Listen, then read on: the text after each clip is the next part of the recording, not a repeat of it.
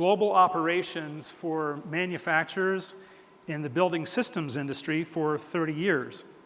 25 of those years, I was headquartered in Asia and the Middle East. So I'm very excited to share this topic with you because in all the years that I did international business, I dealt with all of the challenges of cross-border trade. The ups and downs, the challenges that we all face doing that, and which are common to moving any product, say from Colorado to China. As far as I'm concerned, anything that can make that process easier is worth learning about.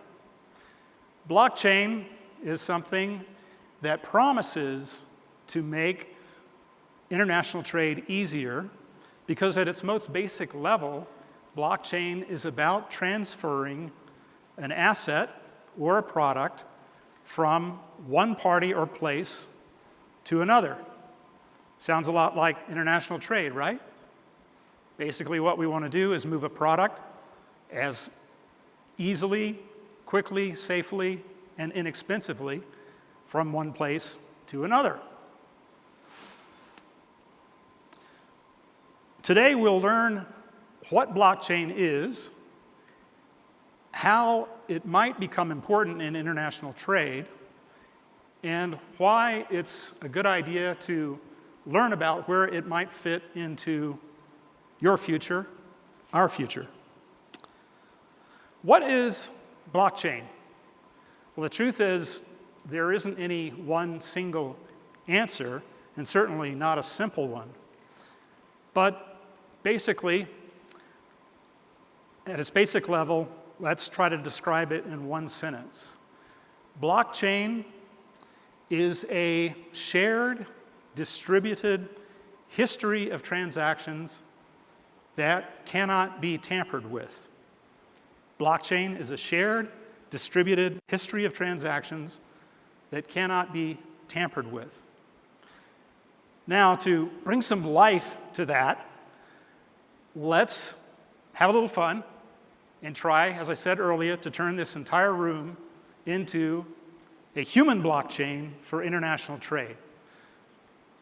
But to do that, I need 3 volunteers. If any 3 of you would please join me up here on stage. I promise it's going to be super simple. And one of you is going to get to walk off with this wonderful bag of Ethiopian coffee beans. So, do I have 3 people that can join me on stage? Thank you. There's 2. Oh, you're 3. Hi. Hi. You Maria. are? Maria? Yes. Good to meet you. Maria, you will represent the coffee exporter in Ethiopia. Okay. Now I'm going to give these beans to you. Why don't you step over here? Hi. I am Cece. Cece, you will represent the coffee importer in New York City. I'm Missy. Missy? Not Messy, Missy. Missy, good to meet you. You will represent the coffee retailer in Denver. Okay. Missy, Cece, and Maria. Maria. Okay. Now, let's get started. Maria, you're striking a deal to export your Ethiopian coffee beans from Ethiopia to New York to Cece. So, you strike a deal for, say, selling your beans for $1. Go ahead and... Can I go higher? Sure, go higher. What's your price? $5. Okay, $5. Now, pass the beans to the New York importer, Cece. Now they're with you. Now, I need something for all of you to do that's very important. If you saw the beans transfer from Maria, the exporter, to Cece, the importer, simply shout out, yes. Yes. Very good. Thank you. That's important, and I'll explain why in a minute. Now, the next transaction. Cece, you strike a deal with Missy, the retailer in Denver, and name your price.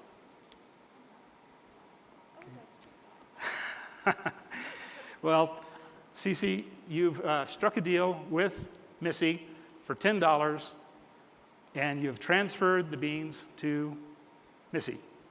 Great, thank you.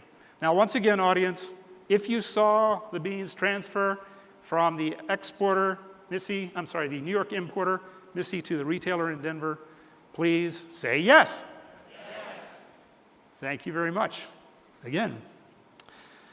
So what happened there was a transaction. There was a transaction from the exporter to the importer, and then a second transaction from the importer to the retailer. Two transactions make a history. Each time the beans transferred, that was a transaction, and each of you in the audience, in effect, shared in that transaction by acknowledging it, witnessing it and acknowledging it. In a real blockchain, instead of you being the witnesses and acknowledging the transfer, those transactions, the blockchain would have been shared and distributed with thousands of computer nodes around the internet. So you and the audience are in effect like the computer nodes in the internet that witnessed these transactions. When you shouted, yes, you verified that the transactions took place. The blockchain does very much the same thing. When the computer nodes see the transactions, they are verifying that they took place. And next, the blockchain converts those transactions into data and places them in blocks of information that are given a unique digital fingerprint. Each block is given a unique digital fingerprint, and those blocks are linked together in an unbreakable chain.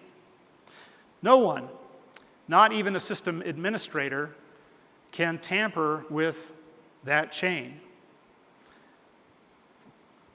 With you in the audience, well, for example, what if someone else in the audience stood up and tried to tell us that the beans had transferred directly from Maria to Missy?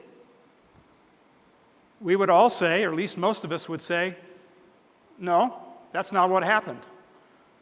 The beans did not bypass Cece. They went through Cece. So this collective hive mind, if you will, is one of the important features of blockchain that makes it difficult to tamper with.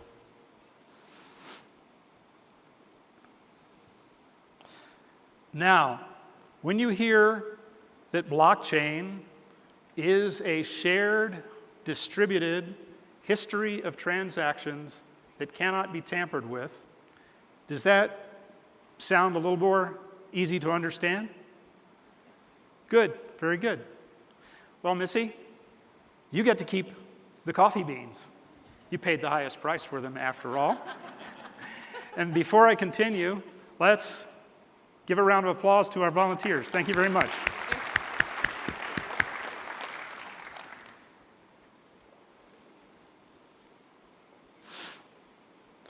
Well, like I said, that was super simple.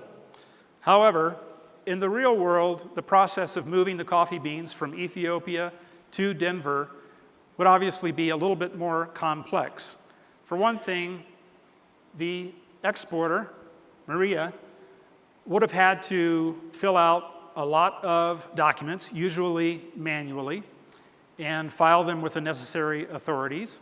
Those documents might have included an official invoice, a bill of lading, a certificate of origin, maybe even a fair trade certificate. And those would have been filed with entities like customs agents, freight forwarders, banks, and so on. And the way that happens today, all of those documents and those transactions that we just viewed are recorded independently in static documents that are scattered across all those agencies in many different locations. And that's just the way it's done today. And honestly, it's a system that invites human error, delays, and potentially even fraud. Believe me, I know about that. But imagine that instead of our exporter filing all those documents with so many different agencies, instead she uploaded those documents onto our blockchain. And then all the separate agencies that need to access those documents and give various approvals and so forth simply go to the blockchain and do what they need to do. No one needs to keep their own version of this set of transactions. It's all stored permanently in the blockchain and accessible by any of the people that are permissioned and need to access it. It resides across the network of distributed and shared computer nodes that we talked about earlier that are represented by you in the audience. And some of the advantages of it are that it's synchronized, it's up to date, it's a single source of the truth, and because of the various encryption and the linkages in the blocks, it is tamper-proof. Now, to make it even more powerful, blockchain also includes a feature called smart contracts. And all smart contracts are small computer programs that run on the blockchain that provide a powerful level of functionality for all types of business transactions. For example, the blockchain, using its smart contracts, can see that our exporter has filed all the necessary documents. And once those have been approved, the smart contract automatically goes through the steps necessary to release payment from the importer in New York to the exporter in Ethiopia. Now, these are still early days for blockchain. In our example today of transferring the beans from Ethiopia to Denver, we would not be able to snap our fingers and expect the various freight forwarders and customs agents, et cetera, around the world to suddenly recognize our blockchain and work with it. But the blockchain is so compelling and the advantages of it are so compelling that in the coming years, it is very likely to develop and large-scale adoption will gradually occur with all of the necessary entities that can benefit from participating in it. There are other challenges as well, but as I said, the advantages and the promise of blockchain are so compelling that the enthusiasm for it and the level of interest right now is sky high. There's over 200 governments, for example, that have active projects in developing blockchains for various purposes. One example is Dubai is aiming to put all of their government documents on blockchain by 2020. Leading companies like IBM are working hard on blockchain solutions specifically for supply chain logistics. And here in Colorado, there's even a startup that's focused specifically on a blockchain solution for commodities like coffee beans.